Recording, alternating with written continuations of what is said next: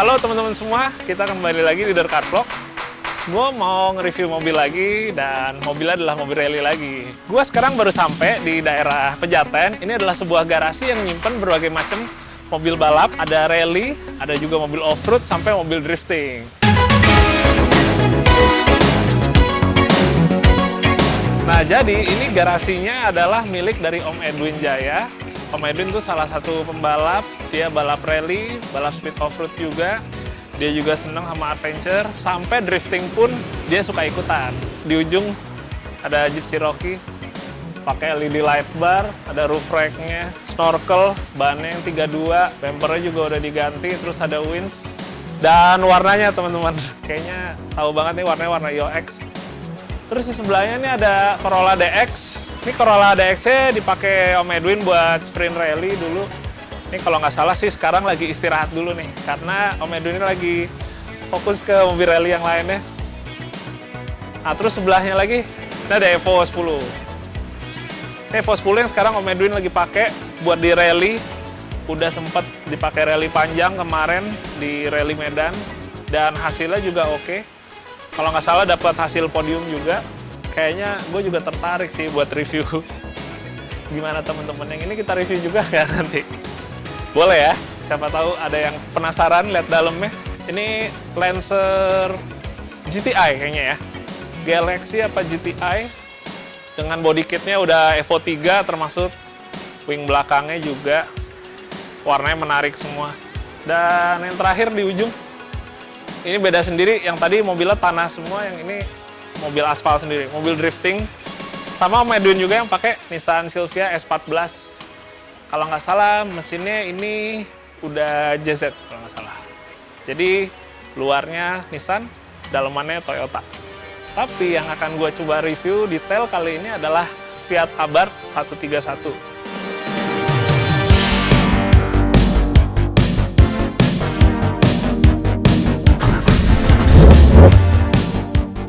Salah satu mobil legend yang ada di WRC di tahun 70-an, mobil yang mendominasi di kejuaraan dunia rally tersebut. Gue cukup surprise juga sebenarnya di Indonesia nih ada, bukan hanya sekedar disimpan di dalam garasi untuk koleksi, tapi mobil ini emang dipakai beneran buat balap. Jadi kalau udah ada di track, itu semua penonton yang ngerti atau fotografer semua pasti nengok dan foto, nggak mungkin dia nggak nengok. Ini bener-bener kayak showstopper ya istilahnya ya, bener-bener jadi ikon kalau lagi ada kejuaraan rally. Jadi mobil ini dibikin oleh produsen Itali, Fiat.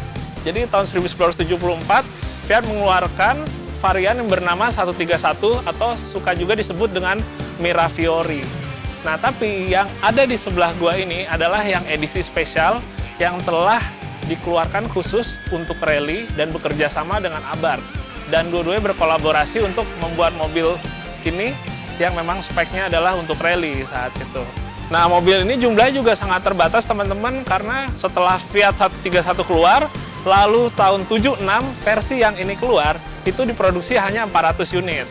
Fiat Abarth ini dia masih berhadapan sama mobil seperti Ford Escort, RS 1800, lalu juga ada Lancia Stratos, semua itu mereka masuk di kelas yang namanya Grup 4.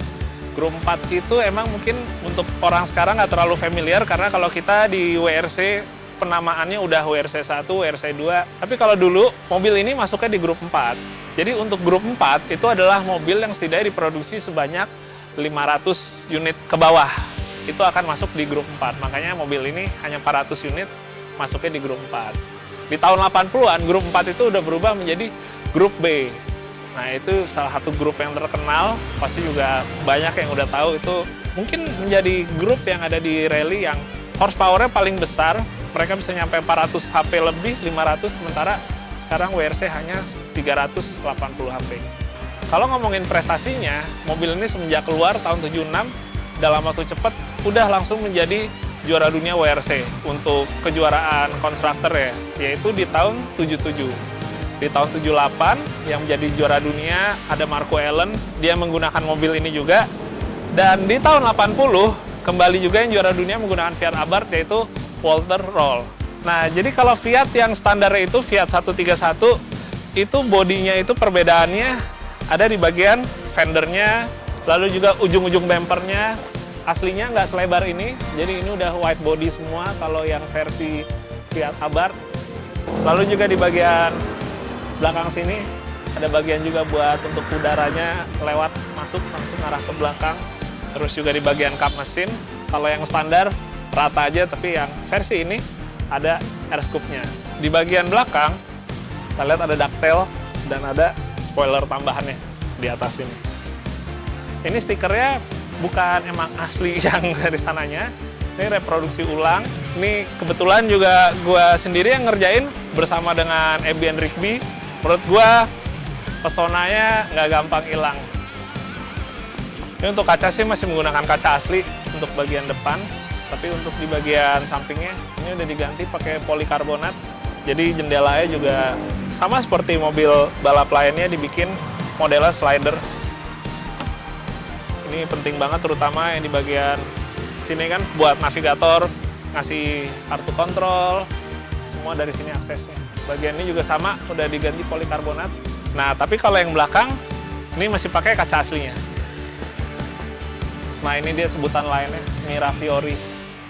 Jadi kalau orang di Italia sana ya. Dan livery ini benar-benar dikonsepin seperti aslinya dulu di tahun 78. Jadi sampai plat nomornya juga dibikin replika dari mobil yang ada di WRC-nya, termasuk stiker-stiker kecil ya, semuanya pakai yang ada di mobil aslinya. Nah, di bagian sini ini ada cut off-nya juga, pemutus arus listrik.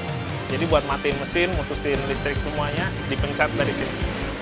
Jadi kalau sampai terjadi hal yang tidak diinginkan dan kondisinya driver co-driver di dalam nggak bisa matiin, orang di luar bisa nyamperin ke mobil ini dan matiinnya dari sini. Nah, buat bannya, di Fiat ini pakai ban dari Advan. Jadi rata-rata kalau rally sih, apalagi yang udah tenaga besar tuh ring 15 lagi.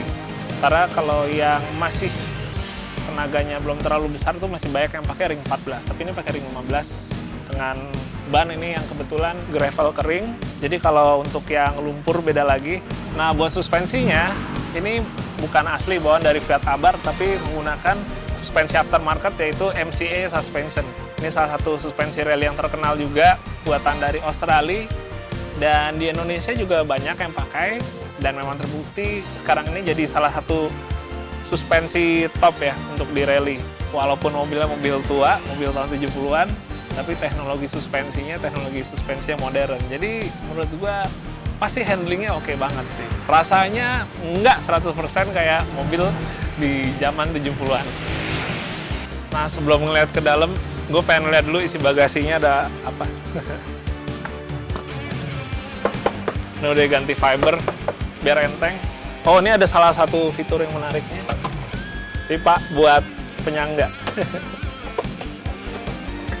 Dalamnya yang pasti ada tangki bensin. Ini tangki bensin merek ATL nih emang khusus buat rally. Jadi dia ada homologasinya, safety-nya udah dipikirin banget. Dan gue suka buat inletnya, tempat buat masukinnya. Ini kurang lebih sekitaran 60 liter. Terus buat fuel pumpnya juga ditata rapi semua. Fuel pump pakai 2. Jadi kalau misalnya sampai terjadi fuel pump mati, kita langsung bisa pakai fuel pump yang cadangannya. Jadi dua-duanya kepasang standby.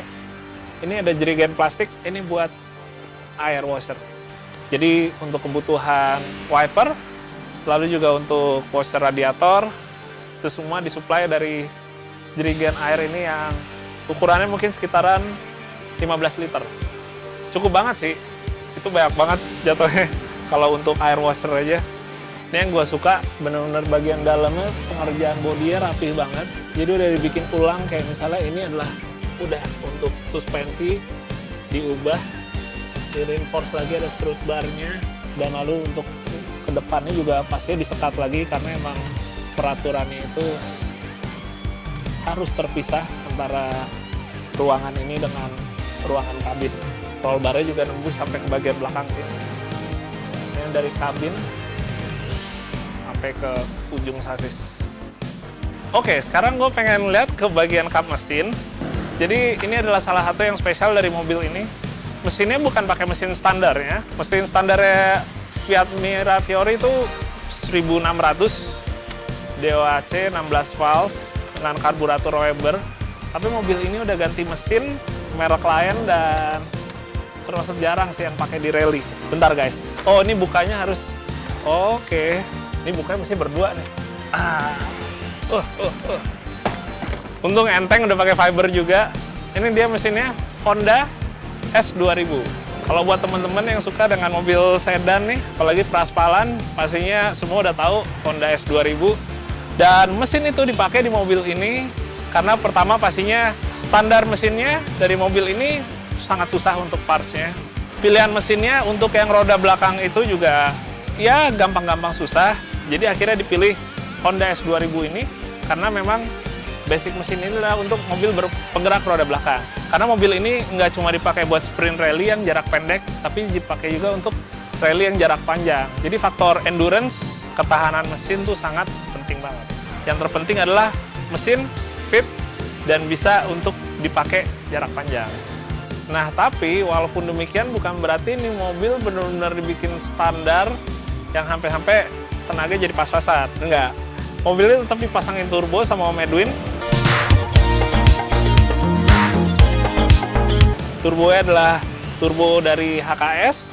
Tipenya adalah GTS 7040. Turbonya ukurannya nggak terlalu besar kalau kita bandingin sama turbo-turbo kayak mobil drifting. Tapi pastinya untuk tenaganya ngedongkraknya cukup signifikan. Jadi dari turbo HKS ini dilariin dulu ke intercooler di depan sini. Dari intercooler sini baru dilariin lagi masuk ke dalam intake. Oh ya, ngomong-ngomong radiator, ini radiatornya juga diganti pakai Koyorat. Ini radiator aluminium dan ukurannya cukup besar buat di ukuran mobil ini. Kalau gue pikir-pikir, oke, ini mau rally panjang, puluhan kilo, ratusan kilometer, durabilitas penting banget. Jadi yang benar-benar harus maksimalin adalah cooling system. Nah, suspensinya seperti tadi udah sempet gue sampein. Ini coilovernya 3-way dan dia ada reservoir tersendiri. Ditaruh di bagian sini.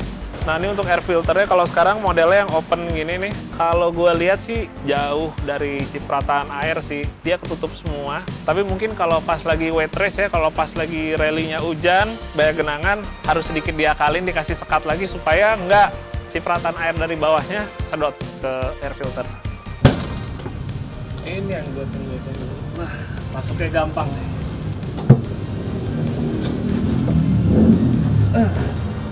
Enak banget. Akhirnya ketemu juga mobil balap yang gue masuknya gampang.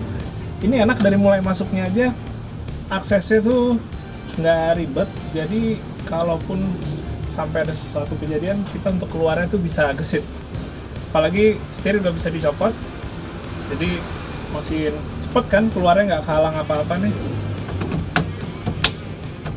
Ini salah satu yang penting nih, ada buat tarik pintu. Tuh kadang-kadang kalau nggak ada beginian, kita lagi udah keadaan pakai seatbelt, udah kenceng, udah nggak bisa gerak, tangan tuh suka nggak nyampe ke pintu.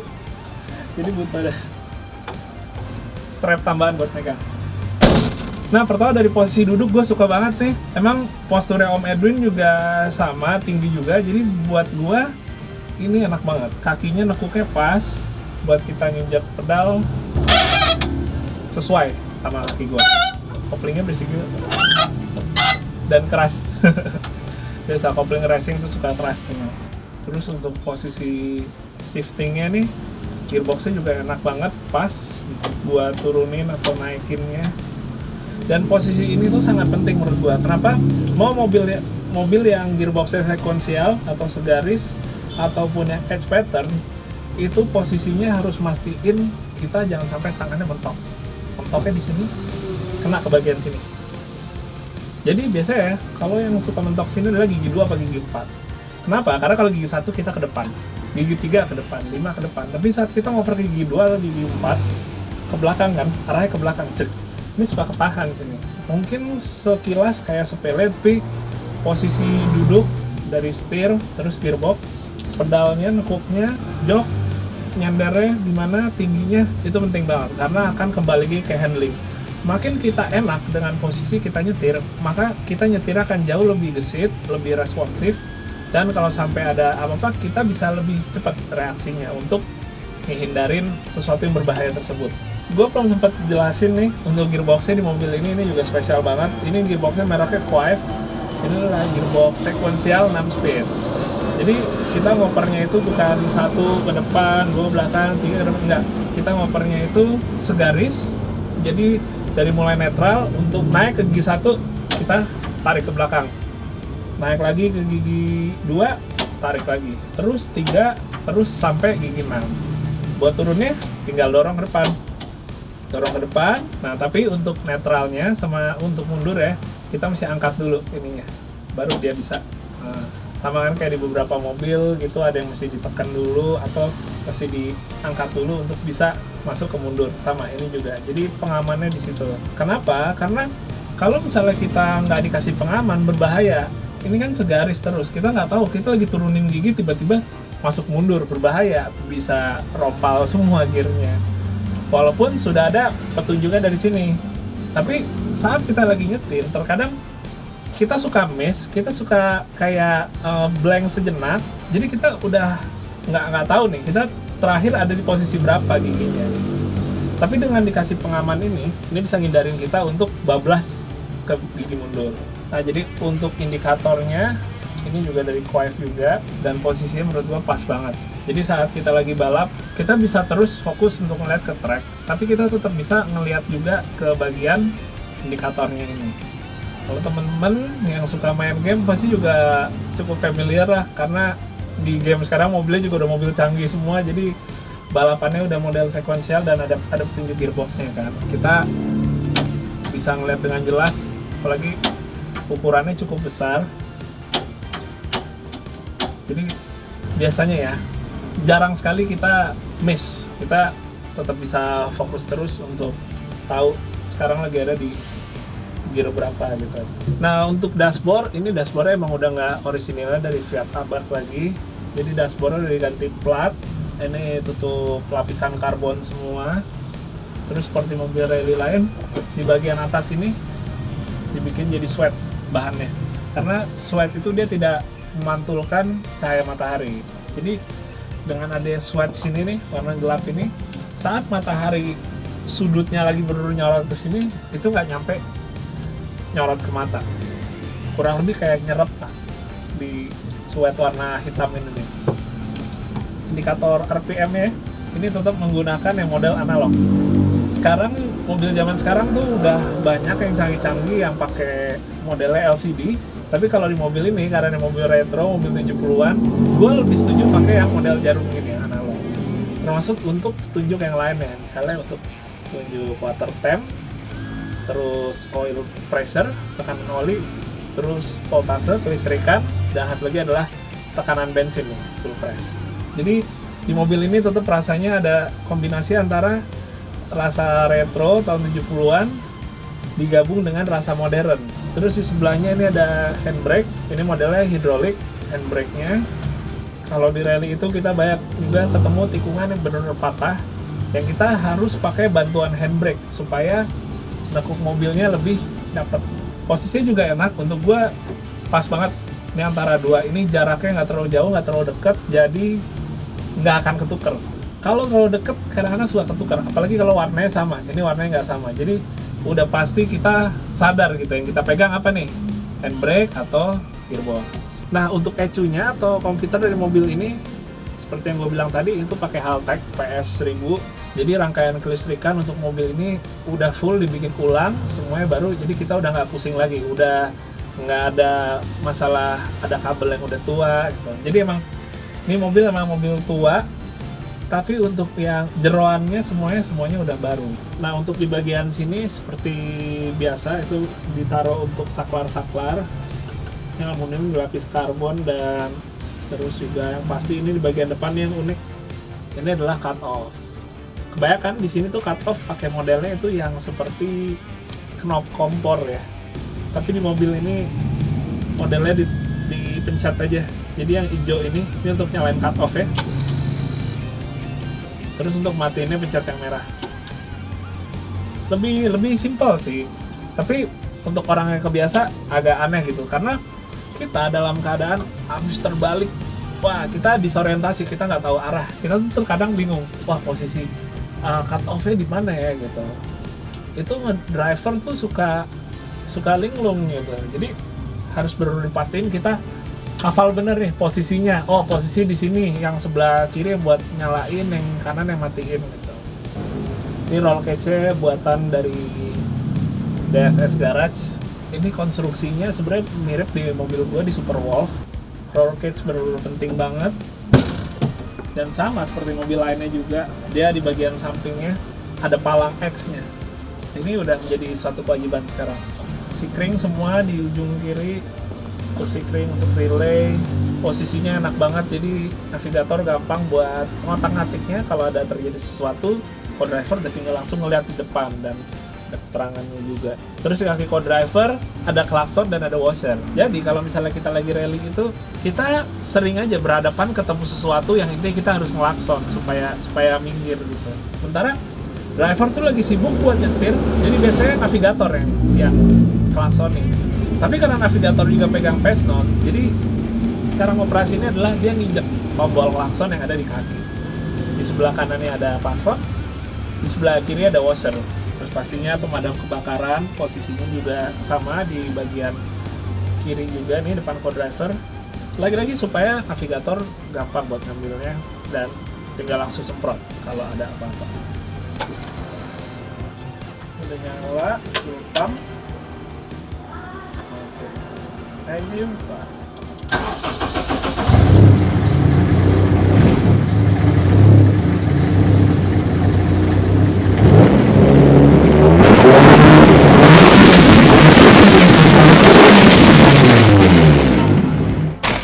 Wah, alhamdulillah bisa nyobain juga, ngerasain di balik mobil legenda WRC 70-an ini. Ya teman-teman, bentar ya, tutup dulu. Ya, teman-teman, paling segitu dulu untuk review kali ini. Semoga bisa bermanfaat dan berkenan buat kalian semua. Kita masih ada konten rally lagi pastinya ke depannya. Dan kalau teman-teman punya saran juga silakan tulis di kolom komentar. Jadi segitu dulu teman-teman. Sekali lagi terima kasih banyak dan kita ketemu lagi di video Dercar Vlog yang berikutnya. Oke, dadah.